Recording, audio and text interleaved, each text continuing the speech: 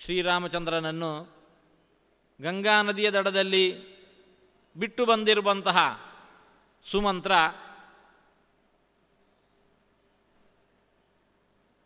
ಕೆಲವು ದಿನಗಳ ಕಾಲ ಗುಹನ ಮನೆಯಲ್ಲಿ ತಂಗಿದ್ದು ಶ್ರೀರಾಮಚಂದ್ರನ ನಿರೀಕ್ಷೆಯಲ್ಲಿ. ಒಂದು ವೇಳೆ ವನವಾಸಕ್ಕೆ ಬೇಸತ್ತು ಶ್ರೀರಾಮಚಂದ್ರ ಮರಳಿ ಬಂದ ಅಂತಂದರೆ ಕರ್ಕೊಂಡು ಬರಬೇಕು ಅಂತ ಹೇಳ್ಕೊಂಡು ಕಾಯ್ತಾ ಇದ್ದ. ಶ್ರೀರಾಮಚಂದ್ರನ ಸುಳಿವಿಲ್ಲ ಅಂತಂದಾಗ ಮರಳಿ ಬಂದಿದ್ದಾನೆ.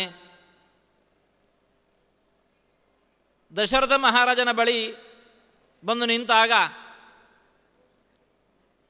ರಾಮ ಲಕ್ಷ್ಮಣ ಸೀತೆಯರು ನನಗೆ ಕೊಟ್ಟಿರುವ ಸಂದೇಶ ಏನು ಹೀಗೆ ಅಂತ ಹೇಳಿಕೊಂಡು ದಶರಥ ಮಹಾರಾಜ ಕೇಳಿದಾಗ ಶ್ರೀರಾಮಚಂದ್ರ ಏನಂದ, ಲಕ್ಷ್ಮಣ ಏನಂದ, ಸೀತೆ ಹೇಗೆ ಮೌನವಾಗಿ ನಿಂತಿದ್ಲು ಅನ್ನೋದನ್ನು ತಿಳಿಸಿದ. ಆ ಬಳಿಕ ಇನ್ನೂ ಮುಂದುವರಿಸ್ತಾ ಇದ್ದಾನೆ. ಸೂತ ಅಂತ ಇದ್ದಾನೆ,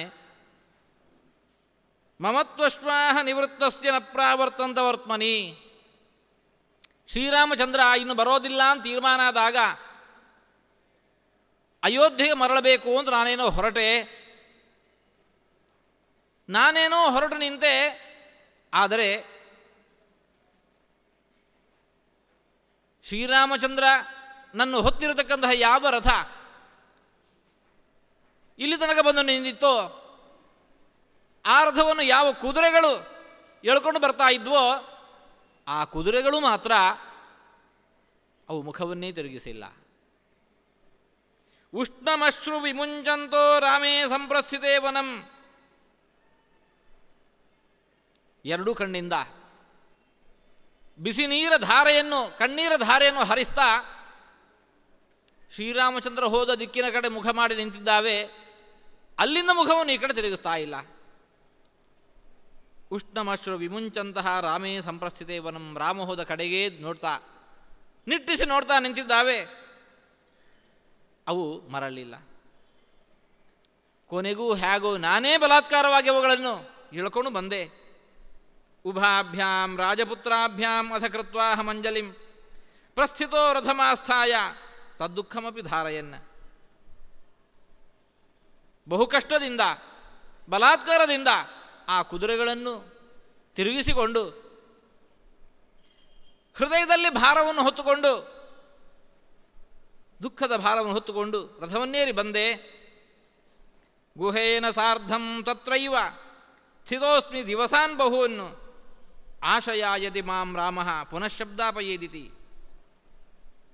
ಶ್ರೀರಾಮಚಂದ್ರ ಮತ್ತೆ ನನ್ನನ್ನು ಕರೆದಾನೆ ಅಂತ ಹೇಳಿಕೊಂಡು ಬಹು ದಿವಸಗಳ ಕಾಲ ಅಲ್ಲಿ ಉಳಿದು ಅಲ್ಲಿಂದ ಹೊರಟಿದ್ದೇನೆ. ವಿಷಯೇತೆ ಮಹಾರಾಜ ಮಹಾವ್ಯಸನಕರ್ಷಿತಾ ಅಪಿ ವೃಕ್ಷಾ ಪರಿಮ್ಲಾನಾ ಸಪುಷ್ಪ ಅಂಕುರಕೋರಕಾ. ಮರಳಿ ಬರ್ತಾ ಇದ್ದೇನೆ. ಶ್ರೀರಾಮಚಂದ್ರನನ್ನು ಕಳಕೊಂಡಿರತಕ್ಕಂಥ ದುಃಖ ಬರಿದೇ ನಿನಗಲ್ಲ, ಕೌಸಲ್ಯಾದೇವಿಗಲ್ಲ, ಮನುಷ್ಯ ಮಾತ್ರರಿಗಲ್ಲ, ಪ್ರಾಣಿಗಳು ಕೂಡ ಯಾವ ರೀತಿ ಶ್ರೀರಾಮಚಂದ್ರನ ಜೊತೆಗೆ ಮನೋಭಾವವನ್ನು ಹೊಂದಿದ್ದುವು. ಕುದುರೆಗಳು ಮರಳಿ ಬರಲಿಕ್ಕೆ ಕಾಲೇಳ್ತಾ ಇಲ್ಲ ಅವುಗಳಿಗೆ. ಅಷ್ಟೇ ಅಲ್ಲ, ಅಭಿವೃಕ್ಷಾ ಪರಿಮ್ಲಾನಾ. ಭರತ ನಾನು ನೋಡಿದೆ, ವೃಕ್ಷಗಳೆಲ್ಲ ರಾಮನನ್ನು ಕಳಗೊಂಡ ದುಃಖಕ್ಕೆ ಮುಖ ಬಾಡಿಸಿಕೊಂಡು ನಿಂತಿದ್ದಾವೆ. ಪರಿಮ್ಲಾನಾ, ಸೊರಗಿದ್ದಾವೆ. ಆ ಪುಷ್ಪಗಳೆಲ್ಲ ನೀರಿಲ್ಲದೆ ಬಾಡಿರತಕ್ಕಂತಹ ಗಿಡ ಹೇಗೆ ಸೊರಗಿ ಕೆಳಮುಖ ಮಾಡಿಕೊಂಡು ಜೋತು ಬೀಳತ್ತೆ ಹಾಗೆ ನಿಂತಿದ್ದಾವೆ. ಉಪತಪ್ತೋದಕ ನದ್ಯ ಪಲ್ವಲಾನಿ ಸ್ವರಾಂಸಿಚ. ನದಿಯ ನೀರಿನ ಸಹಜ ಸ್ವಭಾವವೇ ಶೀತ, ತಂಪಾಗಿರುತ್ತೆ ನೀರು. ಆದರೆ ರಾಮನ ವಿಯೋಗದ ದುಃಖದಿಂದಾಗಿ ನದಿಯ ನೀರು ಬಿಸಿಯಾಗಿದೆ. ಹಳ್ಳಗಳ ಕೊಳ್ಳಗಳ ನೀರು ಅದು ಬಿಸಿಯಾಗಿದೆ. ಪರಿಶುಷ್ಕ ಪಲಾಶಾನಿ ವನಾನ್ಯುಪವನಾನಿ ಚ ನ ಚ ಸರ್ಪಂತಿ ಸತ್ವಾನಿ ವ್ಯಾಲಾನ ಪ್ರಚರಂತಿ ಚ. ಕಾಡಿಗೆ ಕಾಡು ಬೆಂಗಾಡಾಗಿದೆ. ವನ ಉಪವನಗಳೆಲ್ಲ ಸೊರಗಿ ನಿಂತಿದ್ದಾವೆ. ಯಾವ ಪ್ರಾಣಿ ಪಶು ಪಕ್ಷಿಗಳು ಕೂಡ ತಾವು ಉಳಿದಲ್ಲಿಂದ ಆ ಕಡೆ ಈ ಕಡೆ ಸುಳಿದಾಡ್ತಾ ಇಲ್ಲ. ನ ಚ ಸರ್ಪಂತಿ ಸತ್ವಾನಿ ರಾಮ ಶೋಕಾಭಿಭೂತಂ ತತ್ ನಿಷ್ಕೂಜಮಭವದ್ವನಂ. ಬರ್ತಾ ಕಾಡು ದಾರಿಯಾಗಿಯೇ ಬಂದೆ. ಸದಾ ಕಾಲ ಪ್ರಾಣಿಗಳ ಹುಂಕಾರ, ಪಕ್ಷಿಗಳ ಕಲರವ ಅವುಗಳಿಂದ ತುಂಬಿ ಇರ್ತಾ ಇದ್ದಂತಹ ಆ ವನ ಇವತ್ತು ನಿಶ್ಶಬ್ದವಾಗಿ ಬಿಟ್ಟಿದೆ. ನಿಷ್ಕೂಜಮಭವದ್ವನಂ ಲೀನ ಪುಷ್ಕರ ಪತ್ರಾಶ್ಚ ನದ್ಯಶ್ಚ ಕಲುಷೋದಕಾಃ ಸಂತಪ್ತ ಪದ್ಮಾಃ ಪದ್ಮಿನ್ಯಃ ಲೀನ ಮೀನ ವಿಹಂಗಮಾಃ. ಲೀನ ಪುಷ್ಕರ ಪತ್ರಾಶ್ಚ, ಹಳ್ಳ ಕೊಳ್ಳಗಳಲ್ಲಿ ಸರೋವರಗಳಲ್ಲಿ ಪದ್ಮಗಳು ಕಮಲಗಳು ಅರಳಿ ನಿಂತರೆ ಆ ಸರಸ್ಸಿಗೆ ಶೋಭೆ. ಆದರೆ ಇವತ್ತು ಯಾವ ಕಮಲಗಳು ಅರಳ್ತಾ ಇಲ್ಲ. ಆ ಗಿಡದ ಎಲೆಗಳು ಕೂಡ ಮುದುಡಿಕೊಂಡು ನೀರೊಳಗೆ ಸೇರ್ಕೊಂಡು ಬಿಟ್ಟಿದ್ದಾವೆ. ಮಳೆಗಾಲದಲ್ಲಿ ನದಿ ಕಲುಷಿತವಾಗಿ ಹರಿಯೋದಿದೆ. ಶರದೃತು ಬಂತು ಅಂತಂದರೆ ಆ ಕೊಳೆಯೆಲ್ಲ ಒಳಗೆ ಸೇರಿಕೊಂಡು ನೀರು ಶುಭ್ರವಾಗಿ ನದಿಯಲ್ಲಿ ಹರಿಯತ್ತೆ. ಆದರೆ ಇವತ್ತು ಅಂತಹ ಮಳೆಗಾಲ ಅಲ್ಲದೇ ಹೋಗಿದ್ದರೂ ಕೂಡ ನದಿಗಳ ನೀರು ಕಲುಷಿತವಾಗಿದೆ. ನದಿಯ ಶೋಭೆ ಅದೂ ಹೊರಟು ಹೋಗಿದೆ. ಲೀನ ಮೀನ ವಿಹಂಗಮಾಹ, ಜಲಚರ ಮೀನ ಮೊಸಳೆ ಮಕರಿ ಆಮೆ ಮೊದಲಾದವುಗಳು ನೀರಿನಲ್ಲಿ ವಿಹರಿಸ್ತಾ ಇರುವಂತಹ ಹಂಸಜಾತಿಯ ಪಕ್ಷಿಗಳು ಅವು ತಮ್ಮ ವಿಹಾರವನ್ನು ಮರೆತು ಎಲ್ಲೋ ಲೀನವಾಗಿ ಕೂತಿದ್ದಾವೆ. ಜಲಜಾನಿ ಚ ಪುಷ್ಪಾಣಿ ಮಾಲ್ಯಾನಿ ಸ್ಥಲಜಾನಿ ಚ ನಾತಿಭಾಂತ್ಯಲ್ಪಗಂಧೀನಿ ಫಲಾನಿ ಚ ಯಥಾಪುರಂ. ಪುಷ್ಪಗಳು ಅರಳಿ ನಿಂತು ಒಳ್ಳೆ ಸುವಾಸನೆ ಬೀರುತ್ತವೆ. ಕಮಲವೇ ಮೊದಲಾಗಿರತಕ್ಕಂತಹ ಪುಷ್ಪಗಳು. ಅದು ನೀರಿನಲ್ಲಿ ಬೆಳೆಯುವ ಪುಷ್ಪಗಳಿರಬಹುದು, ಸ್ಥಳದಲ್ಲಿ ಬೆಳೆಯುವಂತಹ ಪುಷ್ಪಗಳಿರಬಹುದು. ಇವತ್ತು ಆ ಪುಷ್ಪಗಳಲ್ಲಿ ಆ ಶೋಭೆ ಇಲ್ಲ, ಆ ಪುಷ್ಪಗಳಲ್ಲಿ ಅಂತಹ ಸೌರಭ ಇಲ್ಲ, ಸುವಾಸನೆ ಇಲ್ಲ. ಮೊದಲಿನಂತಹ ಆ ಶೋಭೆ ಇಲ್ಲದೆ ಅವೆಲ್ಲವೂ ಕೂಡ ಮುದುಡಿ ನಿಂತಿದ್ದಾವೆ. ಅತ್ರೋದ್ಯಾನಾನಿ ಶೂನ್ಯಾನಿ ಪ್ರಲೀನ ವಿಹಗಾನಿ ಚ ನಚಾಭಿರಾಮಾನ್ ಆರಾಮಾನ್ ಪಶ್ಯಾಮಿ ಮನೋಜರ್ಷಭ. ಪುಷ್ಪೋದ್ಯಾನಗಳಿಗೆ ಅರಳಿ ನಿಂತಿರತಕ್ಕಂತಹ ಪುಷ್ಪಗಳ ಶೋಭೆ. ಅಂತಹ ಪುಷ್ಪೋದ್ಯಾನಗಳಲ್ಲಿ ಜನ ಗುಂಪು ಗುಂಪಾಗಿ ವಿಹರಿಸ್ತಾ ಇದ್ದರೆ ಉದ್ಯಾನವನಕ್ಕೆ ಅದು ಶೋಭೆ. ಆದರೆ ಅಂತಹ ಸಂತೋಷದಿಂದ ತುಂಬಿರತಕ್ಕಂತಹ ಜನರಿಲ್ಲದಿರತಕ್ಕಂತಹ ಉಪವನಗಳು ಕೂಡ ಸೊರಗಿ ಹೋಗಿದ್ದಾವೆ, ಬಾಡಿ ಹೋಗಿದ್ದಾವೆ. ಪ್ರವಿಶಂತಂ ಅಯೋಧ್ಯಾಯಾಂ ನ ಕಶ್ಚಿತ್ ಅಭಿನಂದತಿ. ದಾರಿಯಲ್ಲಿ ಬರ್ತಾ ಕಂಡಿರತಕ್ಕಂತಹ ನದಿ, ಸರೋವರಗಳು, ಹಳ್ಳಗಳು, ಕೊಳ್ಳಗಳು, ತಪೋವನ, ಆ ವನ, ಉಪವನ ಇವೆಲ್ಲವೂ ಹೀಗೆ ದುಃಖ ಶೋಕ ಭರಿತವಾಗಿ ತಮ್ಮತನವನ್ನು ಕಳಕೊಂಡು ಸೊರಗಿ ನಿಂತಿದ್ದಾವೆ. ಅಯೋಧ್ಯೆಯನ್ನು ಪ್ರವೇಶ ಮಾಡಿದೆ. ನ ಕಶ್ಚಿದಭಿನಂದತಿ. ಈ ತನಕ ಶ್ರೀರಾಮಚಂದ್ರನ ರಥದ ಸಾರಥಿ ಅನ್ನೋ ಕಾರಣಕ್ಕೆ ಊರೊಳಗೆ ನನಗೆಷ್ಟು ಗೌರವ ಬಿತ್ತು. ಆ ಕಡೆ ಈ ಕಡೆ ಸುಳಿದಾಡಿದರೆ ನನ್ನನ್ನು ಅಭಿನಂದಿಸುವಂತಹ ಮಂದಿ ಅದೆಷ್ಟು. ಆದರೆ ಇವತ್ತು ಅದೇ ರಥವನ್ನೇರಿಕೊಂಡು ಒಬ್ಬಂಟಿಯಾಗಿ ಬಂದರೆ ಜನ ನನ್ನನ್ನು ಅಭಿನಂದಿಸ್ತಾ ಇಲ್ಲ. ನರ ರಾಮಂ ಅಪಶ್ಯಂತೋ ನಿಶ್ವಸಂತಿ ಮುಹುರ್ಮುಹು. ಯಾಕೆ? ರಥ ಬರಿದಾಗಿದೆ.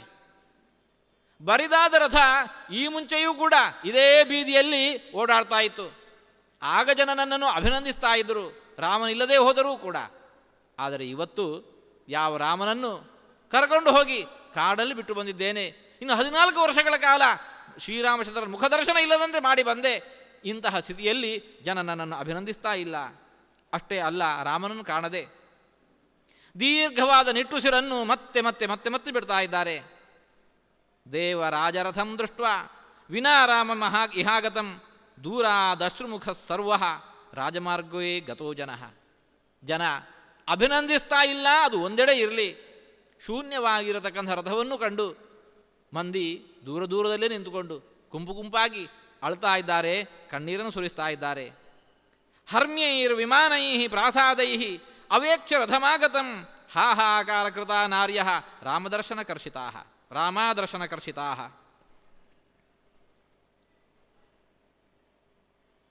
ಪೇಟೆಯಲ್ಲಿ ಬರ್ತಾ ಇದ್ದರೆ ಎತ್ತರದ ಸೌಧಗಳು, ಆ ಸೌಧಗಳಲ್ಲಿ ಉಪ್ಪರಿಗೆ ಮನೆಗಳಲ್ಲಿ ನಿಂತು ಸ್ತ್ರೀಯರು ಬಾಲೆಯರು ಶ್ರೀರಾಮಚಂದ್ರನ ಈ ರಥದತ್ತ ನೋಡ್ತಾ ಇದ್ದಾರೆ.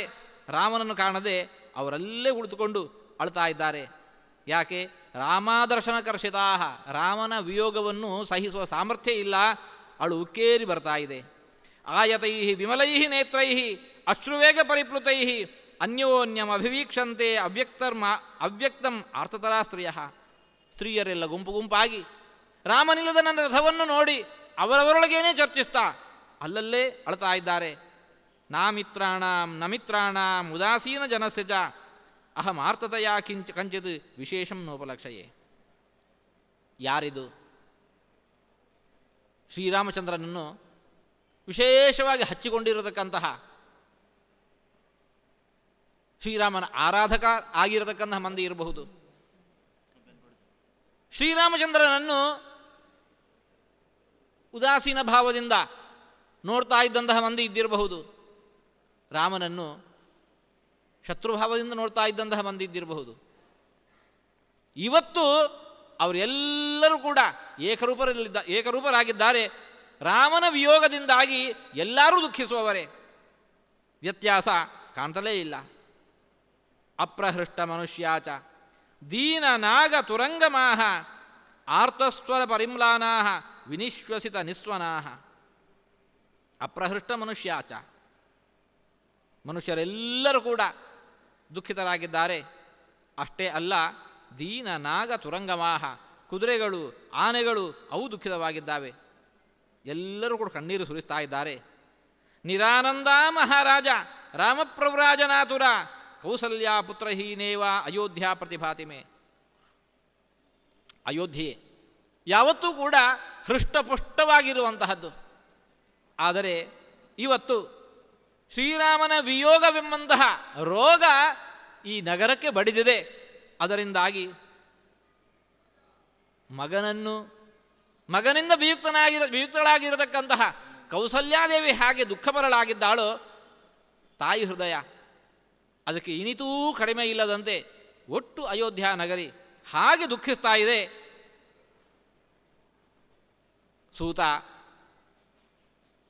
ರಾಮನ ವಿಚಾರವನ್ನು ಕೇಳಿದಾಗ, ದಶರಥ ಮಹಾರಾಜ ವಿಚಾರಿಸಿದಾಗ ಹೇಳ್ತಾ ಬಂದವನು, ರಾಮನ ವಿಯೋಗದಿಂದ ಯಾರ್ಯಾರೆಲ್ಲ ದುಃಖಿತರಾಗಿದ್ದಾರೆ, ಇನ್ಯಾವುದೂ ಉಳಿದಿಲ್ಲ. ಸ್ಥಾವರ ಜಂಗಮಾತ್ಮಕವಾಗಿ ಇರತಕ್ಕಂತಹ ಚೇತನ ಪ್ರಾಣಿಗಳೆಲ್ಲವೂ ಕೂಡ ದುಃಖಿಸ್ತಾ ಇದ್ದಾವೆ ಆ ರಾಮನ ಕುರಿತಾಗಿ. ಸೂತಸ್ಯ ವಚನಂ ಶ್ರುತ್ವಾ ವಾಚ ಪರಮದೀನಯ ಬಾಷ್ಪೋಪಹತಯ ಸೂತಂ ಇದಂ ವಚನಮಬ್ರವೀತ್. ದಶರಥ ಮಹಾರಾಜ ರಾಮನ ಸದ್ಗುಣಗಳ ಕುರಿತಾಗಿ ವರ್ಣನೆಗಳನ್ನು ನಿತ್ಯ ಕೇಳ್ತಾ ಇದ್ದವ. ಇವತ್ತು ರಾಮನ ವಿಯೋಗದಿಂದ ದುಃಖಿತವಾಗಿರತಕ್ಕಂತಹ ಈ ಜಗತ್ತು ಪ್ರಪಂಚ ಹೇಗಿದೆ ಅನ್ನೋದನ್ನು, ಅದರ ವರ್ಣನೆಯನ್ನು ಕೇಳ್ತಾ ಇದ್ದಾನೆ. ಸೂತನಲ್ಲಿ ಪ್ರತ್ಯುತ್ತರಿಸಲಿ ಪ್ರಾರಂಭಿಸಿದ. ಕೈಕೇಯ್ಯ ವಿನಯುಕ್ತೇನ ಪಾಪಾಭಿಜನ ಭಾವಯ ಮಯ ನ ಮಂತ್ರಕುಶಲೈರ್ವೃದ್ಧೈ ಸಹ ಸಮರ್ಥಿತಂ. ನಾನು ದುಡುಕಿದೆ, ಕೈಕೈ ದೇವಿ ಏನು ಕೇಳಿದಳೋ, ವರವನ್ನು ಕೇಳಿದಳೋ, ಆ ಕುರಿತಾಗಿ ಮಂತ್ರಿಗಳನ್ನೆಲ್ಲ ಕರೆದು ಇಂತಹ ಸ್ಥಿತಿಯಲ್ಲಿ ನಾನು ಏನು ಮಾಡಬೇಕು ಅನ್ನೋ ಮಂತ್ರಾಲೋಚನೆಯನ್ನು ಮಾಡಬೇಕಾಗಿತ್ತು. ಆದರೆ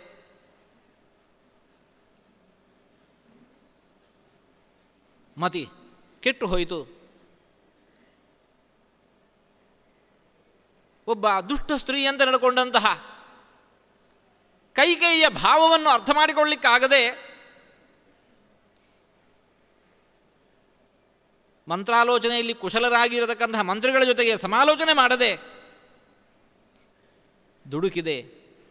ಆಗಬಾರದ ಅನಾಹುತ ಕಾರ್ಯ ಅದು ನಡೆದು ಹೋಯಿತು. ನ ಸುಹೃದ್ಭಿ ನ ಚಾಮಾತ್ಯೈ ಮಂತ್ರಯಿತ್ವಾ ಸನೈಗಮೈ ಮಯಾಯಮರ್ಥ ಸಮೋಹಾತ್ ಸ್ತ್ರೀಹೇತು ಸಹಸಾಕೃತಃ. ಸಾಕಷ್ಟು ಮಂತ್ರಿಗಳಿರಲಿಲ್ವೇ, ಅಮಾತ್ಯರಿರಲಿಲ್ವೇ, ಸುಹೃಜ್ಜನರು, ವೇದಾಂಗ ಪಾರಂಗತರಾಗಿರತಕ್ಕಂತಹ ಋಷಿಮುನಿಗಳು ಎಲ್ಲರಿದ್ದರು. ಆದರೆ ಸಮೋಹಕ್ಕೊಳಗಾಗಿ ಮಾಡಬಾದ ಕಾರ್ಯವನ್ನು ಮಾಡಿಬಿಟ್ಟೆ.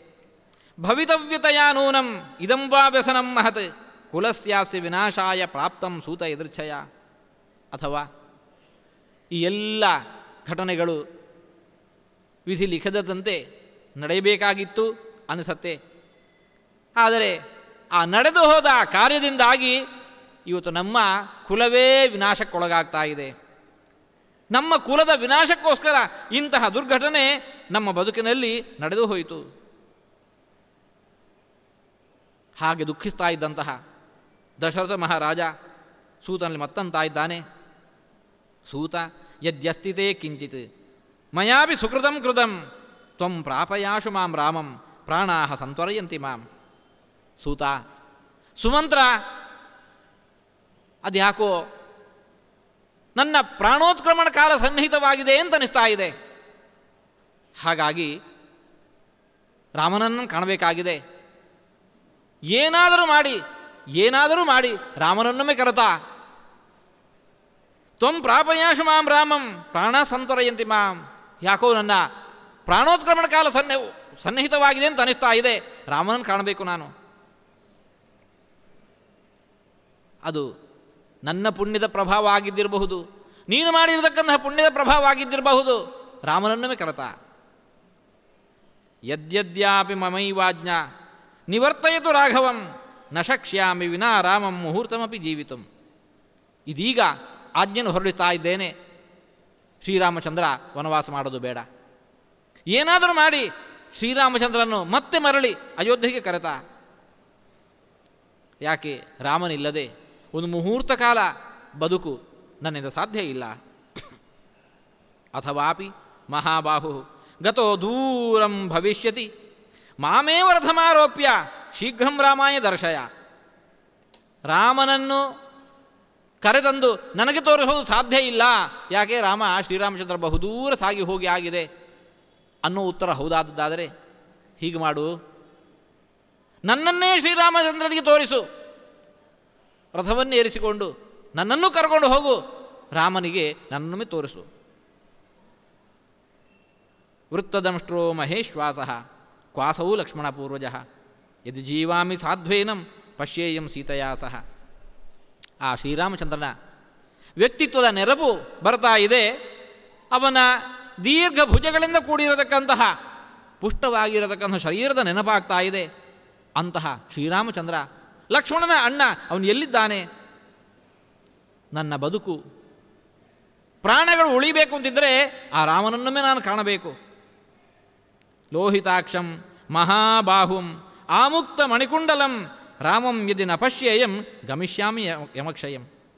ಅಂತಹ ದೀರ್ಘಬಾಹುವಾಗಿರತಕ್ಕಂತಹ ಮಣಿಕುಂಡಲಗಳಿಂದ ವಿಭೂಷಿತನಾಗಿರತಕ್ಕಂತಹ ರಕ್ತಾಕ್ಷನಾಗಿರತಕ್ಕಂತಹ ಶ್ರೀರಾಮಚಂದ್ರನನ್ನು ನಾನು ಕಂಡಿಲ್ಲ ಅಂತ ಆದದಾದರೆ ನನ್ನ ಅವಸಾನ ಇವತ್ತೇ ನಡೆದು ಹೋಗತ್ತೆ.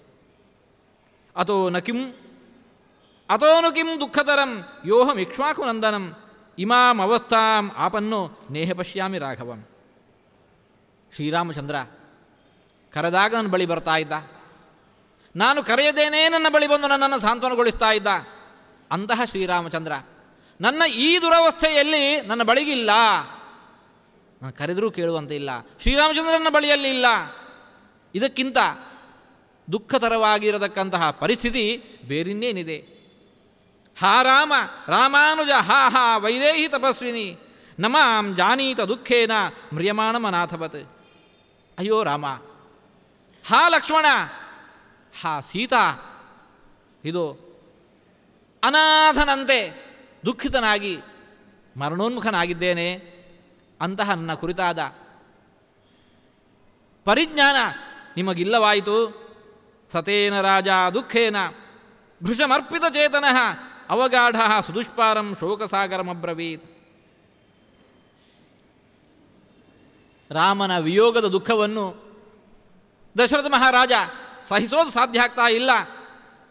ಅವನು ಶೋಕಸಾಗರದಲ್ಲಿ ಮುಳುಗಿಬಿಟ್ಟ. ಶೋಕಸಾಗರದಲ್ಲಿ ಮುಳುಗಿಬಿಟ್ಟ. ಸಣ್ಣ ಒಂದು ಹಳ್ಳದಲ್ಲಿ ಮುಳುಗಿದ್ರೇ ಮೇಲೆ ಬರೋದು ಸಾಧ್ಯ ಇಲ್ಲ. ಸಾಗರದಲ್ಲಿ ಮುಳುಗಿದ ವ್ಯಕ್ತಿ ಮೇಲೆ ಬರೋದು ಹೇಗೆ? ಯಾಕೆ? ಸುದುಷ್ಪಾರಂ, ಅದನ್ನು ಪಾರುಗೊಳಿಸಲಿಕ್ಕೆ ಸಾಧ್ಯನೇ ಇಲ್ಲ. ರಾಮಶೋಕ ಮಹಾವೇಗ, ಆ ದುಃಖದ ವೇಗ ಹಾಗಿದೆ. ಸೀತಾ ವಿರಹ ಪಾರಗ, ಆ ಸೀತೆಯ ದೇವಿಯ ವಿರಹ ಅದು ಇನ್ನೊಂದು ಕಡೆ ನೋವು. ಶ್ವಸಿತೋರ್ಮಿ ಮಹಾವರ್ತಃ, ರಾಮನ ವಿಯೋಗದಿಂದಾಗಿ ಆ ಶ್ವಾಸೋಚ್ಛ್ವಾಸಗಳು ಅದು ದೀರ್ಘವಾಗ್ತಾ ಇದ್ದಾವೆ, ಉಷ್ಣವಗೊಳ್ತಾ ಇದ್ದಾವೆ. ಬಾಷ್ಪವೇಗ ಜಲಾವಿಲಹ, ಕಣ್ಣೀರ ಕೋಡಿಯೇ ಹರಿತಾ ಇದೆ. ಬಾಹು ವಿಕ್ಷೇಪ ಮೀನೋಸೌ ವಿಕ್ರಂದಿತ ಮಹಾಸ್ವನಃ, ಒಂದೆಡೆ ಕೈಕಾಲುಗಳು ಕುಣಿತಾ ಇದ್ದಾವೆ, ಇನ್ನೊಂದೆಡೆ ಅಳುವಿನ ಧ್ವನಿ ಕೇಳ್ತಾ ಇದೆ. ಪ್ರಕೀರ್ಣ ಕೇಶ ಶೈವಾಲಹ ಕೈಕೈ ಒಡವಾಮುಖ. ಅಯೋಧ್ಯೆಯೇ ದುಃಖ ಸಾಗರದಲ್ಲಿ ಮುಳುಗಿ ತಲೆಯೆಲ್ಲ ಕೆದರಿ ಬಿದ್ದಿದೆ. ಈ ಸಾಗರದಲ್ಲಿ ಒಡವಾನಲ ಅಂತ ಒಂದಿರತ್ತೆ, ನೀರನ್ನೇ ಕುಡಿದು ಬದುಕುವಂತಹ ಬೆಂಕಿ ಅಂತೆ ಅದು. ಈ ನನ್ನ ಈ ಶೋಕ ಸಾಗರದಲ್ಲಿ ಅಂತಹ ಒಂದು ಒಡವಾಜ್ಞೆ ಇದ್ದುದಾದರೆ ಅದು ಆ ಕೈಕೈ ಜೊತೆಯಲ್ಲೇ ಇದ್ದಾಳೆ. ಮಮಾಶ್ರುವೇಗ ಪ್ರಭವ ಕುಬ್ಜಾವಾಕ್ಯ ಮಹಾಗ್ರಹ. ಸಾಗರದಲ್ಲಿ ಮಹಾಮಹಾ ಮೀನುಗಳು. ತಿಮಿ ಅನ್ನತಕ್ಕಂತಹ ಒಂದು ಮೀನು ಭಾರಿ ದೊಡ್ಡ ಪ್ರಾಣಿಯನ್ನು ನುಂಗಬಲ್ಲುವಂಥ ಸಾಮರ್ಥ್ಯ ಇದೆ ಅಂತದಕ್ಕೆ. ಆದರೆ ಆ ತಿಮಿಯನ್ನು ನುಂಗುವಂತಹ ಇನ್ನೊಂದು ಮೀನು ಇದೆ. ಆ ತಿಮಿಯನ್ನು ನುಂಗುವಂತಹ ಪ್ರಾಣಿ ಮೀನವನ್ನು ನುಂಗುವಂತಹ ಇನ್ನೊಂದು ಪ್ರಾಣಿ ಮೀನ ಇದೆ ಅಂತೆ. ತಿಮಿಂಗಿಲ ಗಿಲೋಪ್ಯಸ್ತಿ ತದ್ಗಿಲೋಪ್ಯಸ್ತಿ ತದ್ಗಿಲಹ. ತಿಮಿಯನ್ನು ನುಂಗತ್ತೆ ಎಂಬ ಕಾರಣಕ್ಕೋಸ್ಕರ ತಿಮಿಂಗಿಲ ಅಂತ ಹೆಸರು. ಆ ತಿಮಿಂಗಿಲವನ್ನು ನುಂಗುವ ಸಾಮರ್ಥ್ಯವುಳ್ಳಂತಹ ಮೀನಿದೆಯಂತೆ, ಅದಕ್ಕೆ ತಿಮಿಂಗಿಲ ಗಿಲ ಅಂತ ಹೆಸರು. ಇದಕ್ಕೆ ಎಷ್ಟು ಗಿಲ ಸೇರಿಸ್ತಾ ಹೋದರೂ ಅಷ್ಟು ದೊಡ್ಡ ಮೀನುಗಳು ಕೂಡ ಆ ಸಾಗರದಲ್ಲಿದ್ದಾವೆ. ಇಲ್ಲಿ ಹಾಗೆ ಕುಬ್ಜೆಯಂತಹ ದುಷ್ಟೆ ಆ ಮೀನದ ಸ್ಥಾನದಲ್ಲಿದ್ದಾಳೆ. ವರವೇಲು ನೃಶಂಸಾಯಾ ರಾಮಪ್ರವ್ರಾಜನಾಯತಃ. ಈ ಕೊಟ್ಟಿರತಕ್ಕಂತಹ ವರವೇ ಅದು ಎಣೆಯಿಲ್ಲದ ದಡ ಆಗಿಬಿಟ್ಟಿದೆ. ಆ ಕೈ ಅಷ್ಟು ಕ್ರೂರಳಾಗಿದ್ದಾಳೆ. ಯಸ್ಮಿನ್ ಬತ ನಿಮಗ್ನೋಹಂ ಕೌಸಲ್ಯೇ ರಾಘವಂ ವಿನಾ. ಇಂತಹ ದೊಡ್ಡ ಶೋಕ ಸಾಗರದಲ್ಲಿ ಕೌಸಲ್ಯ ನಾನು ಮುಳುಗಿ ಹೋದೆ ಅಂತ ಹೇಳಿಕೊಂಡು ಕೌಸಲ್ಯ ಜೊತೆಗೆ ಮಾತನಾಡ್ತಾ ತನ್ನ ದುಃಖವನ್ನು ವಿವರಿಸ್ತಾ ಇದ್ದಾನೆ. ದುಸ್ತರೋ ಜೀವತಾ ದೇವಿ ಮಯಾಯಂ ಶೋಕಸಾಗರ. ನಾನು ನನ್ನ ಈ ಬದುಕಿನಲ್ಲಿ ಮುಂದೆ ಎಂದು ಈ ದುಃಖದ ಸಾಗರವನ್ನು ಪಾರು ಮಾಡಿ ಬರೋದು ಸಾಧ್ಯವೇ ಇಲ್ಲ. ಇಲ್ಲಿಗೆ ನನ್ನ ಬದುಕು ಸಮಾಪ್ತಗೊಳ್ತಾ ಇದೆ. ಅಶೋಭನಂ ಯೋಹಮಿಹಾದ್ಯ ರಾಘವಂ ದಿದೃಕ್ಷಮಾಣೋ ನಲಭೇ ಸುಲಕ್ಷಣಂ ಲಕ್ಷ್ಮಣಂ ಇದೀವ ರಾಜ ವಿಲಪನ್ಮಹಾಯಶಃ ಪಪಾತತೂರ್ಣಂ ಶಯನೇ ಸಮೂರ್ಛಿತಃ. ಶ್ರೀರಾಮಚಂದ್ರನನ್ನು ಯಾವ ಒಂದು ಕ್ಷಣದಲ್ಲಿ ನಾನು ಒಂದು ಕ್ಷಣವಾದರೂ ಕಾಣ್ತಾ ಇಲ್ಲ. ನನ್ನ ಬದುಕಿನ ಮಾಂಗಲ್ಯವೆಲ್ಲವೂ ಕೂಡ ಕಳೆದು ಹೋಯಿತು. ಹೀಗೆ ಅಂತ ಹೇಳಿಕೊಂಡು ದುಃಖಿಸ್ತಾ ಆ ದಶರಥ ಮಹಾರಾಜ ಕೌಸಲ್ಯಾದೇವಿ ನೋಡ್ತಾ ಇರುವಂತೇನೆ ಕುಸಿದು ಬಿದ್ದ. ಇತಿ ವಿಲಪತಿ ಪಾರ್ಥಿವೇ ಪ್ರಣಷ್ಟೇ ಕರುಣತರಂ ದ್ವಿಗುಣಂ ಚ ರಾಮಹೇತೋ ವಚನ ಮನುವಿಶ್ಯ ತಸ್ಯ ದೇವಿ ಭಯಮಗಮದ ಪುನರೇವ ರಾಮ ಮಾತಾ. ಆ ಕಡೆ ದಶರಥ ಮಹಾರಾಜ ರಾಮನ ಕುರಿತಾಗಿ ಅವನ ಗುಣಗಾನ ಮಾಡ್ತಾ ಬಹುವಾಗಿ ದುಃಖಿಸ್ತಾ ಆ ದುಃಖವನ್ನು ತಾಳಲಾರದೆ ಕುಸಿದು ಬಿದ್ದ ಅಂತಂದಾಗ ಅದನ್ನು ನೋಡ್ತಾ ಇದ್ದಂತಹ ಕೌಸಲ್ಯಾದೇವಿ ಆಕೆ ಆದರೂ ಇದನ್ನು ಹೇಗೆ ಸಹಿಸ್ಕೋಬೇಕು? ಆ ಶ್ರೀರಾಮಚಂದ್ರನ ನೇರ ತಾಯಿ ಆಕೆ, ಹೆತ್ತ ತಾಯಿ ಆಕೆ, ಆ ಹೆತ್ತ ಕರಳು ಆಕೆಯೂ ಕೂಡ ದುಃಖವನ್ನು ಸಹಿಸಲಾರದೆ ಇಷ್ಟು ನೋವನ್ನು ಉಣ್ತಾ ಇದ್ದಾಳೆ ಎಂಬಲ್ಲಿಗೆ ಇವತ್ತಿನ ಪ್ರವಚನ ಮುಕ್ತಾಯಗೊಳಿಸ್ತಾ ಇದ್ದೇವೆ. ಕೃಷ್ಣಾರ್ಪಣ.